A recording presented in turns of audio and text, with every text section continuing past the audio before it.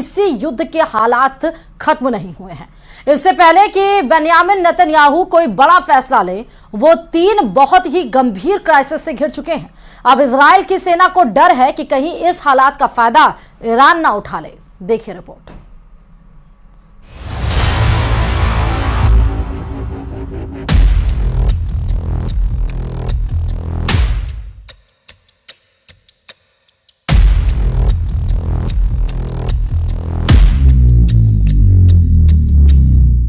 24 घंटों के अंदर इजरायल और ईरान की टक्कर में 3 बड़ी घटनाओं ने बेन्यामिन नेतन्याहू को पूरी तरह हिलाकर रख दिया है।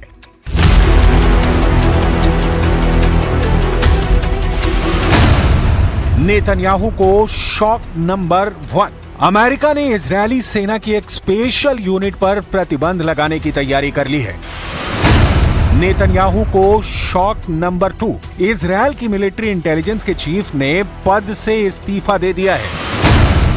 नेतन्याहू को शॉक नंबर 3। ईरान के सुप्रीम लीडर अली खामनेई ने कहा है कि ईरान की मिसाइल पावर देखकर इजरायल खौफ में डूब चुका है। इस वक्त ईरान के इजरायल पर हमले और गाजा पर इजरायल की लगातार बमबारी के बीच नेतन्याहू की बहुत ही खतरनाक फोर्स इंटरनेशनल हेडलाइन बन चुकी है। पश्चिमी मीडिया देखिए, उनके अखबार देखिए, इजरायल की नेत्जा यहूदा बटालियन पर बाइडन प्रतिबंध लगाने जा रहे हैं। इस बटालियन पर आरोप है कि उसने फिलिस्तीनियों पर खूब जुल्म ढाए हैं। देखा जाए तो अमेरिका से आ रही ये खबरें बता रही हैं कि बहुत बड़े विवाद में घिर चुकी है इजरायल की नेत्जा यहूदा बटालियन। इस बटालियन पर वेस्ट बैंक में मानवाधिकार उल्लंघन का इल्जाम है। 1999 में बनाई गई बटालियन में सिर्फ पुरुष सैनिक हैं और वो भी अति रूढ़िवादी पुरुषों को इसमें लिया जाता है।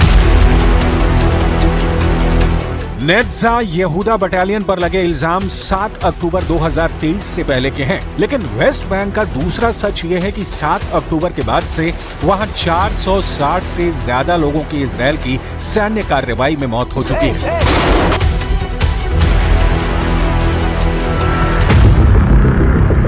इजरायल की नेत्जा यहूदा बटालियन पर प्रतिबंध लगाने का मतलब है कि इससे अमेरिका से कोई सैन्य मदद नहीं मिलेगी। इसलिए यही है बेन्यामिन नेतन्याहू को शॉक नंबर 1। नेत्जा यहूदा बटालियन पर पाबंदी का मतलब इजरायल की सेना पर काला धब्बा। नेतन्याहू पहले ही अपने घर में लगातार प्रदर्शनों से जूझ रहे हैं और अब उन्होंने अमेरिका की तरफ से आ रही इस रिपोर्ट को नाक का सवाल बना लिया है। बाइडन का आक्रामक रवैया देखकर नेतन्याहू को बहुत गुस्सा आया है। अब नेतन्याहू की तरफ से रिएक्शन ऐसा आया है कि साफ लग रहा है कि इजरायल अब ईंट से ईंट बजा देगा। उसकी राह में जो आएगा तबाह कर दिया जाएगा।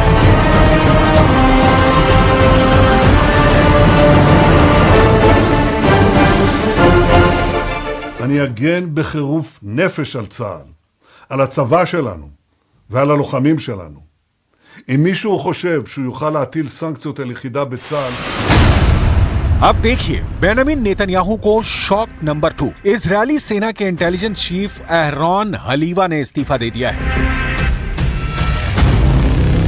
7 अक्टूबर 2023 को हमास ने इजरायल पर हमला किया। पूरी दुनिया ने इजरायली टैंकों को जलते हुए देखा। 1000 से ज्यादा इजरायली नागरिकों और सैनिकों की मौत हुई। इसी के बाद से इजरायल में अंदरूनी कोहराम मचा था। इस हमले के बाद इजरायली मिलिट्री इंटेलिजेंस के प्रमुख मेजर जनरल एहरॉन हलीवा बहुत दबाव में थे और अब उन्होंने अपने ओहदे को छोड़ने का फैसला किया। ये ऐसा वक्त है जब नेतन्याहू के सामने बहुत से फ्रंट खुले हुए हैं और उनके कमांडर भी बहुत ज्यादा प्रेशर में हैं। गाजा पर रोजाना नॉन स्टॉप बमबारी के बावजूद इजरायल अब तक हमास को खत्म कर पाने में नाकाम साबित हुआ है। गाजा में 34,000 से ज्यादा लोगों की जान जा चुकी है, लेकिन नेतन्याहू अब भी खाली हाथ है। 2024 में अप्रैल का महीना इजरायल के लिए ही नहीं, इजरायल के प्राइम मिनिस्टर बेन्यामिन नेतन्याहू के लिए भी बहुत बड़ा शॉक लेकर आया है। अमेरिका इजरायल की मदद करने की बजाय उसकी सेना पर पाबंदी लगा रहा है। इजरायल की पब्लिक नेतन्याहू के खिलाफ सड़कों पर उतर चुकी है और इन सबके बीच ईरान से बड़े युद्ध का खतरा अब तक टला नहीं है।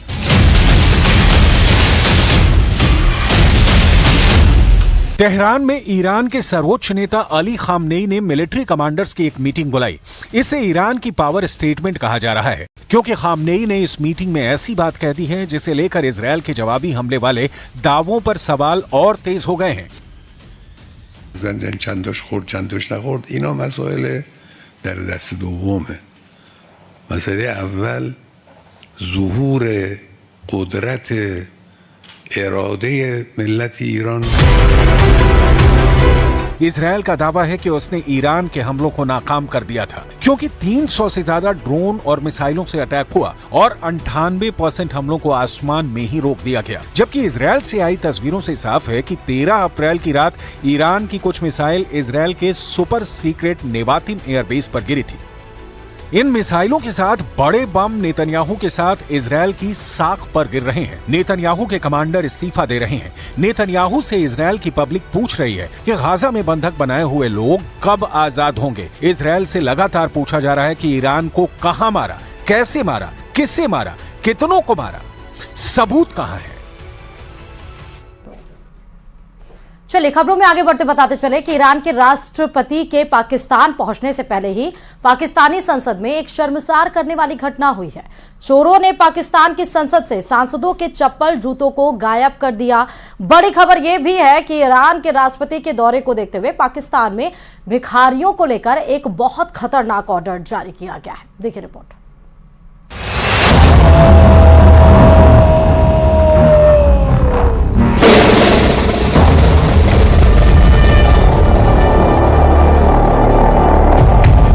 ईरान के राष्ट्रपति इब्राहिम रईसी के पाकिस्तान दौरे के ठीक पहले पाकिस्तानी संसद परिसर में स्थित मस्जिद से 20 जोड़ी जूते चप्पलों पर डकैती पड़ गई। ये डकैती दिन दहाड़े हुई, सुरक्षा कर्मियों की मौजूदगी में हुई, लेकिन इसे देख कोई नहीं पाया और जब खबर मीडिया के सामने आई तो सुरक्षा कर्मियों को कुछ सूझ नहीं रहा था कि वो जवाब क्या दें, इसलिए वो अपना सिर खुजलाने लगे। पार्लियामेंट हाउस की मस्जिद से नमाज जुमा के बाद 1 दर्जन अफराद की जूतियां चोरी कर दी गई हैं। पार्लियामेंट हाउस की मस्जिद से नमाजियों के जूते चोरी करने वाला कौन था? स्पीकर कौमी असम्बली सरदार अयाज सादिक ने तहकीकात का हुक्म दे दिया। मतलब अगर आप पाकिस्तान में हैं तो खुद की जान सहित अपने सामान की भी सुरक्षा की जिम्मेदारी सिर्फ और सिर्फ आप ही की है। पूरी खबर आपको आगे बताएंगे, लेकिन उससे पहले देखिए ईरान के राष्ट्रपति जब पाकिस्तान पहुंचे तो क्या हुआ। इब्राहिम रईसी के पाकिस्तान दौरे की तारीख जैसे ही फिक्स हुई, शाहबाज और मुनीर की मानो बाँछें खिल गईं। उन्हें खुद पर यकीन नहीं हो रहा था कि विदेशी मुल्क का इतना बड़ा मेहमान उनके खस्ता हाल मुल्क का दौरा भी कर सकता है। लेकिन खबर सच थी, इसलिए तुरंत ही शाहबाज शरीफ ने अपना पुराना कटोरा निकाला, उसकी साफ सफाई की और शाहबाज ने कटोरा हाथ में उठा लिया। यानी शाहबाज ने ईरानी राष्ट्रपति के पाकिस्तान पहुंचने से पहले ही भीख लेने की पूरी तैयारी कर ली।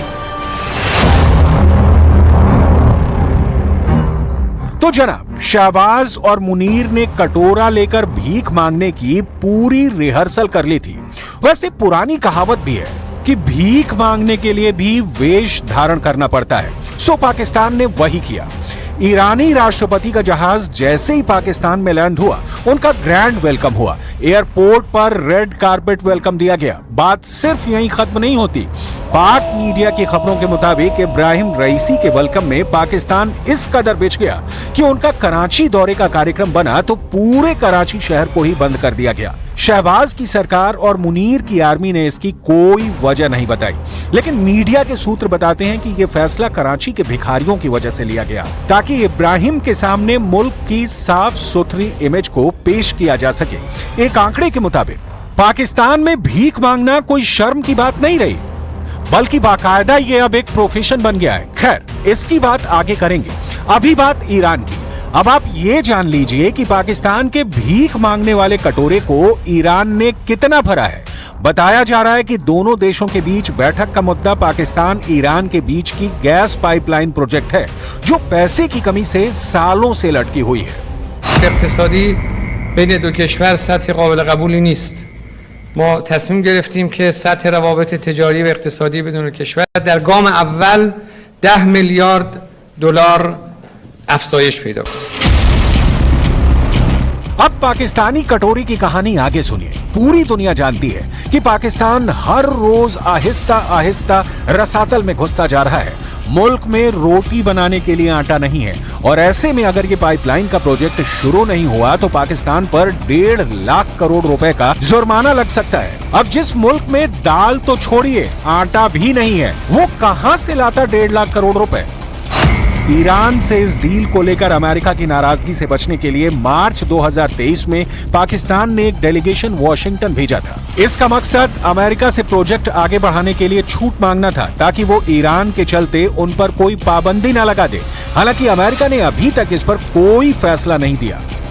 लेकिन पिछले साल पाकिस्तान के कार्यवाहक प्रधानमंत्री अनवारुल हक काकड़ की अंतरिम सरकार ने प्रोजेक्ट के एक हिस्से को मंजूरी दे दी। इसी वजह से पाकिस्तान 80 किलोमीटर लंबी गैस पाइपलाइन बिछाना चाहता है, लेकिन अमेरिका के दबावों की वजह से उसे लगातार झुकना पड़ रहा है। पाकिस्तान की हालत को समझने के लिए इस खबर पर भी गौर कीजिए। पाकिस्तान में नई सरकार के गठन के बाद ही पाकिस्तान के वजीर आला साहब शी जिनपिंग के मुल्क जाने की तैयारी में थे, लेकिन चाह कर भी शाहबाज का चीन दौरा अब तक नहीं हो पाया, क्योंकि पाकिस्तान इंटरनेशनल एयरलाइंस की हालत ठीक नहीं है। उसके कई विमान आसमान में उड़ने की जगह एयरपोर्ट पर धूल फांक रहे हैं और जानकारी के मुताबिक शाहबाज का प्लेन भी पाकिस्तान इंटरनेशनल एयरलाइंस यानी PIA का ही है। अब पाकिस्तानी संसद परिसर से गायब हुए जूते चप्पलों की खबर भी जान लीजिए। संसद में हुई ऐसी घटना पर स्पीकर ने जांच के आदेश दिए हैं। संयुक्त सचिव प्रशासन और सार्जेंट एट आर्म्स स्तर के अधिकारियों को घटना की जांच करने का काम सौंपा गया है और CCTV फुटेज की निगरानी के माध्यम से अपराधियों की पहचान करने के प्रयास जारी है। चलिए चीन से आपको खबर बता दें, जहां के लिए ये बुरी खबर है, क्योंकि पाकिस्तान की तरह चीन में भी अर्थव्यवस्था पूरी तरह से हिल चुकी है। प्रॉपर्टी बाजार से लेकर सब्जी मंडी तक चीन की हालत पस्त है। सब